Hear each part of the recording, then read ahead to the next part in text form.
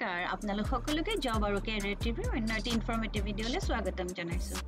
আপোনালোকে যদি আজি মোৰ এই ভিডিঅ'টো প্ৰথমবাৰ চাইছে আৰু এতিয়ালৈকে চেনেলটো সাবস্ক্ৰাইব কৰা নাই আপোনালোকক অনুৰোধ কৰিম যাতে মোৰ চেনেলটো সাবস্ক্ৰাইব কৰি দিয়ে আৰু লগতে বেল আইকনটো ক্লিক কৰি দিয়ে তেতিয়া আপোনালোকে নটিফিকেশন পাই যাব মই যেতিয়া নতুন ভিডিঅ' আপলোড কৰিম আৰু যদি ভিডিঅ'টো ভাল পায় তেন্তে লাইক এটা কৰি দিব তেতিয়া মই নথৈ আনন্দিত হ'ম আৰু পাৰিলে ফ্ৰেণ্ডছ আৰু ফ্যামিলিৰ মাজতে শেয়াৰ কৰি দিব যাতে তেওঁলোকো এই ইম্পৰ্টেন্ট ইনফৰমেশনছ বিলাকৰ আপডেট পাই থাকে আজিৰ ভিডিঅ'টোত মই আপোনালোকক দেখাম অসম চৰকাৰৰ কেইটামান চাকৰিৰ কাৰণে এপ্লিকেশন বিচাৰি এডভাৰটাইজ আহিছে আৰু সেই চাকৰিসমূহৰ বিষয়ে আপোনালোকক জনাম ভিডিঅ'টো আপোনালোকে স্কিপ নকৰাকৈ শেষলৈকে চাই থাকিব গোটেই ডিটেইলছ মই জনাম এতিয়া মই আপোনালোকক স্ক্ৰিনত এখন আসাম পাব্লিক সাৰ্ভিস কমিশনৰ ফালৰ পৰা যোনখন নটিফিকেশন আহিছে বা এডভাৰটাইজ আহিছে সেইখন আপোনালোকক দেখাইছো এই এডভাৰটাইজখন ৰিলিজ হৈছে 23 জুলাই তাৰিখে আৰু তেখেতলোকে বিচাৰিছে কিছুমান লেকচাৰাৰ পোষ্টৰ কাৰণে এই পোষ্টবিলাক post of lecturer in DIET under the director of SCERT Assam ইয়াৰ কাৰণে টোটাল নাম্বাৰ অফ পোষ্ট আছে 159 টা আছে আৰু ইয়াৰ যোনটো পে স্কেল হ'ব সেইটো 30000 ৰ পৰা 1,10,000 দিব গ্ৰেড পে 13,300 হ'ব আৰু ইয়াতে পে বেন্ড হ'ব 4 এজ ক্ৰাইটেৰিয়া যোনটো হ'ব সেইটো 21 বছৰ মিনিমাম হ'ব লাগিব আৰু ম্যাক্সিমাম 38 ইয়াৰ্স হ'ব লাগিব এজ অফ 01/01/2024 আৰু যোনটো আমাৰ নৰ্মাল গভৰ্নমেন্টৰ নৰ্মছ মতে যোনটো ৰিল্যাক্সেশন আছে সেইটো ইয়াতে আছে যোনটো ST SC কাৰণে 5 বছৰ OBC কাৰণে 3 বছৰ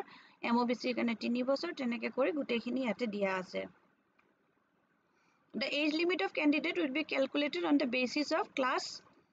10 বা 12 or যোনখন admit card হয় তাৰ হিচাপত আপোনালোকৰ age limit to count কৰিব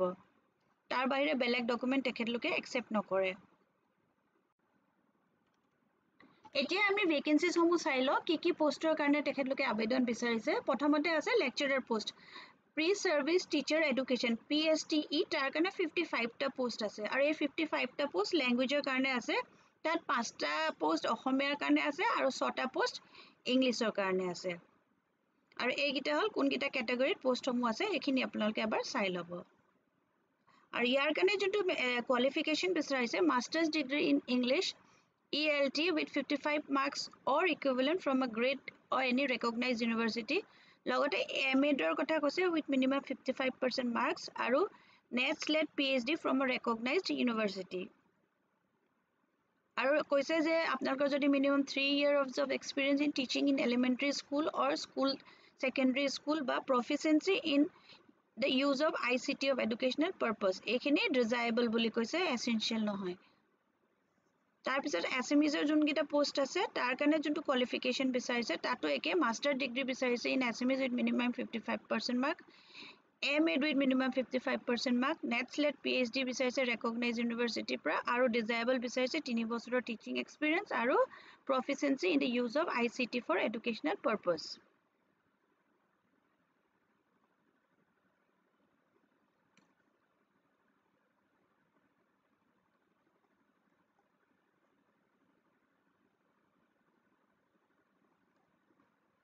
Next it is আমি mathematics কাৰণে 8টা পোষ্ট আছে তাৰ কাৰণে কোৱালিফিকেশন মাস্টাৰ্স ডিগ্ৰী ইন mathematics বিচাৰিছে তাৰপিছত MA বিচাৰিছে 50% মাৰ্ক net slate PhD এখিনি বিচাৰিছে 3 বছৰৰ এক্সপেৰিয়েন্স বিচাৰিছে proficiency in the use of ICT of educational purpose সায়েন্সৰ কাৰণে 8টা পোষ্ট আছে এই 8টা পোষ্টৰ কাৰণে ফিজিক্সৰ বিচাৰিছে মাস্টাৰ ডিগ্ৰী ইন ফিজিক্স বিচাৰিছে master degree in chemistry botany zoology life science bioscience with 55% marks MA লাগিব আৰু net slate ৰ কথা কৈছে আৰু 3 বছৰ এক্সপেৰিয়েন্স ডিজায়াবল আৰু proficiency of in the use of ICT for educational purpose social science ৰ কাৰণে 12টা পোষ্ট আছে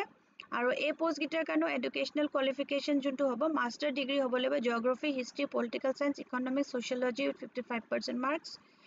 MA ত কৈছে 55% মাৰ্কস net slate PhD কাৰণে কৈছে আৰু বাকি 3 বছৰৰ টিচিং এক্সপেৰিয়েন্স আৰু proficiency in the use of ICT কথা কৈছে ফিজিক্যাল এডুকেশনৰ কাৰণে 5টা পোষ্ট আছে তাৰ কাৰণে বিচাৰিছে মাস্টাৰ্স ডিগ্ৰী ইন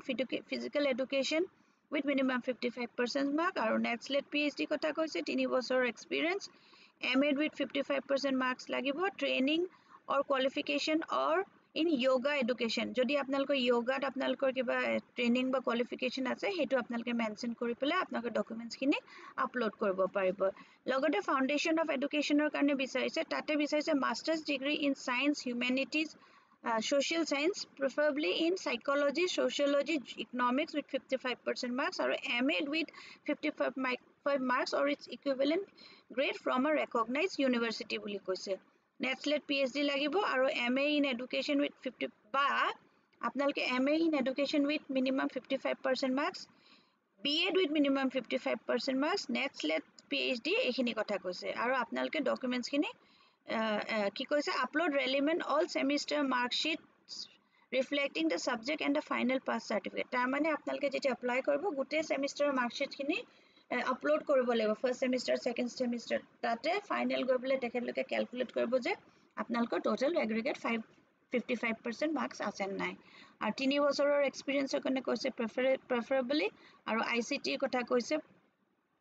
আৰু ইয়াৰ কাৰণ আৰু তাৰপিছত নেক্সট যোনটো আছে আৰ্টছ এডুকেশ্যন তাৰ কাৰণে 4টা পোষ্ট আছে আৰ্টছ এডুকেশ্যনৰ কাৰণে পোষ্ট গ্ৰেজুৱেট ইন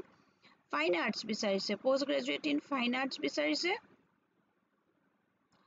আৰু বা ভিজুৱেল আৰ্ট হ'ব লাগিব মিনিমাম 55% মাৰ্কস অৰ ইকুইভ্যালেন্ট আৰু নেটস্লেট PhD 3 বছৰৰ ওয়াৰ্ক এক্সপেৰিয়েন্স কথা কৈছে MA 55% মাৰ্কস আৰু proficiency এই তলৰ যোনটি তিনটা পইণ্ট হয় এইগিটা ডিজাইবল হয় ওপৰৰ গিটা কিন্তু এসেনশিয়াল হয় এইগিটা আপোনালোকে যদি আছে তেতিয়াহে আপোনালোকে এই পজিশন গিটাৰ কাৰণে এপ্লাই কৰিব পাৰিব তাৰপিছত lecturer in service education field introduction and innovation coordination তাৰ কাৰণে যোনটো পোষ্ট আছে 16টা পোষ্ট আছে আৰু এই পোষ্ট গিটাৰ কাৰণে কোৱালিফিকেশন বিচাৰিছে masters degree in humanities social science with 55% marks MA with 55% marks NET SLET PhD আৰু লগতে এইখিনি যোনখিনি ডিজায়াবল কৈছে এইখিনি হলে ভাল তাৰ পিছত আছে লেকচাৰাৰ ডিস্ট্ৰিক্ট ৰিসোৰ্স ইউনিটত লাগিব তাৰ কাৰণে 50টা পোষ্ট আছে আৰু এই পোষ্ট গিটাৰ কাৰণে আকৌ masters in humanities social science with 55% marks degree diploma in adult education social work community development rural development women study communication journalism with minimum 55% marks বুলি কৈছে এই 50টা পজিশনৰ কাৰণে এইখিনি বিচাৰিছে লগতে নেটস্লেট PhD আৰু এইখিনি যোনখিনি কম্পালসৰি ডিজায়াবল খিনি তেখেতলোকে বিচাৰিছে ইয়াৰ পিছত লেকচাৰাৰ আছে প্ল্যানিং এণ্ড মেনেজমেন্টৰ কাৰণে তাৰ কাৰণে 10টা পোষ্ট আছে লেকচাৰাৰ ইন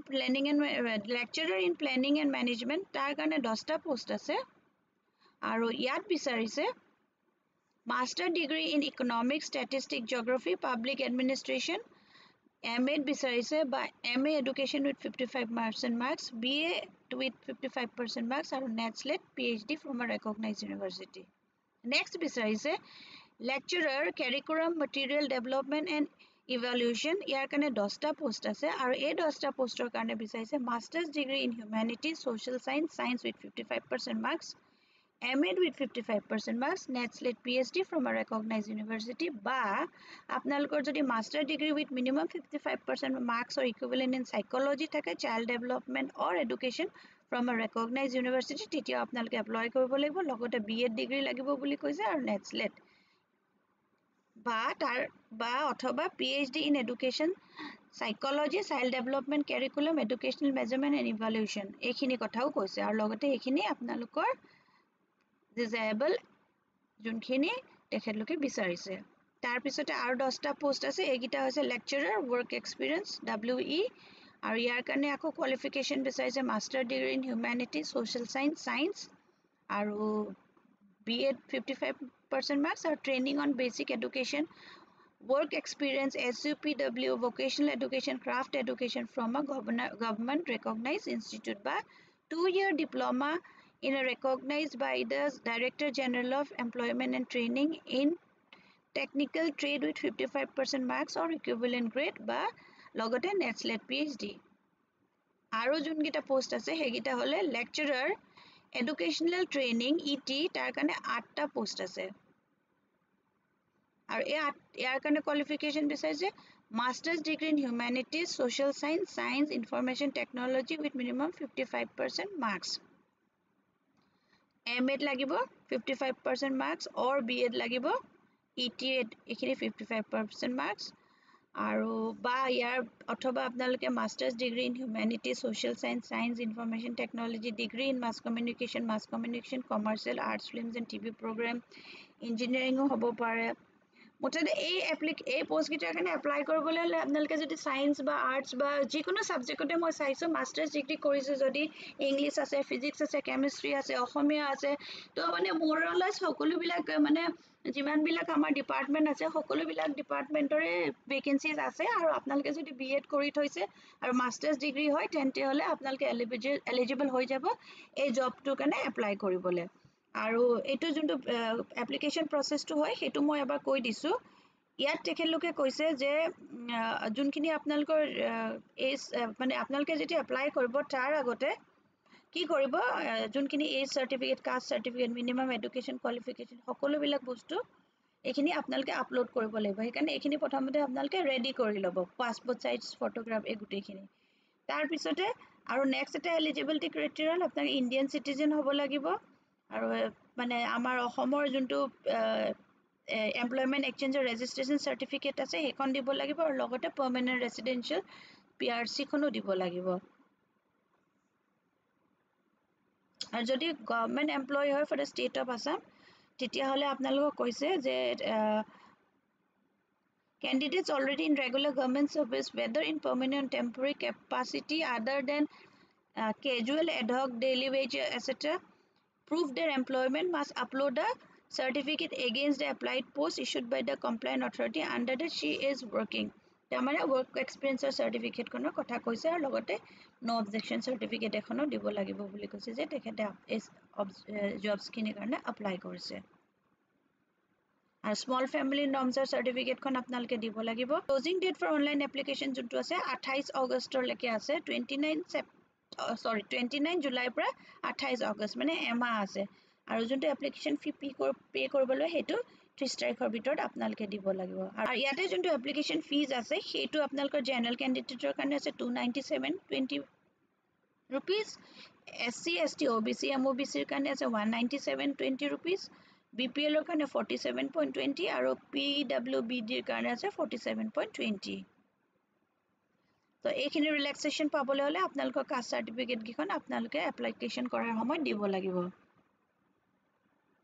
এপ্লাই কৰাৰ প্ৰচেছটো সিম্পল হয় আপোনালোকে এইটো অনলাইন এপ্লাই কৰিব লাগিব APSCৰ যোনটো ৱেবছাইট হয় তাতে গৈ পেলাই আপোনালোকে প্ৰথমতে যোনটো registration process to kori lobo lagibo applicants who have not yet registered in the online recruitment portal of APSC are required to first do the APSC's recruitment website etu website je prothomte apnaloke register kori lobo lagibo register here link to jai tar pisote one time jonto OTP process ahibo hetu di pele apnaloke post to kane apply koribo lagibo আৰু আপোনালোকৰ active email এটা থাকিব লাগিব email য'ত তেখেতলোকে গোটেই communications বিলাক কৰিব আৰু এইখিনি এবাৰ আপোনালোকে ডিটেইলছখিনি পঢ়ি ল'ব গোটেই পইণ্টছখিনি ইয়াত দিয়া আছে এপ্লিকেশ্যন প্ৰচেছটো মই এইখিনি গোটেইখিনি পঢ়ি নিদিওঁ এতিয়া কাৰণ এইখিনি এনেই দীঘলীয়া হৈ গৈছে আৰু এইখিনি ডকুমেণ্টছৰ কথা কৈছে documents and certificate to be produce at the time of document verification আপোনালোকে যেতিয়া ডকুমেণ্টছ ভেৰিফিকেশ্যনৰ কাৰণে যাব এইখিনি ডকুমেণ্টছ লৈ যাব লাগিব ক্লাছ 10ৰ চাৰ্টিফিকেট আৰু মাৰ্কশ্বিট লৈ যাবলৈ ডিগ্ৰী চাৰ্টিফিকেট ডিপ্ল'মা আছে যদি কম্পিউটাৰত কাষ্ট চাৰ্টিফিকেট BPLৰ চাৰ্টিফিকেট এই গোটেইখিনি লৈ পেলাই আপোনালোকে ডকুমেণ্ট ভেৰিফিকেশ্যনৰ প্ৰচেছটোৰ কাৰণে যাব লাগিব তো এইটো এটা খুব ভাল অপৰচুনিটি হয় ভালে সংখ্যক পোষ্ট ওলাইছে গভৰ্ণমেণ্টৰ চাকৰি হয় আপোনালোকে যদি এলিজিবল আৰু ইণ্টাৰেষ্টেড হয় তেন্তে আপোনালোকে এইটো কাৰণে এপ্লাই কৰি দিব পাৰিব আশা কৰোঁ আপোনালোকে ভিডিঅ'টো চাই ভাল পালে ভিডিঅ'টো চাই ভাল পাইছে যদি লাইক এটা কৰি দিব আৰু তো শেষলৈকে চোৱাৰ বাবে ধন্যবাদ আকৌ এটা নতুন ভিডিঅ' লৈ লগ পাম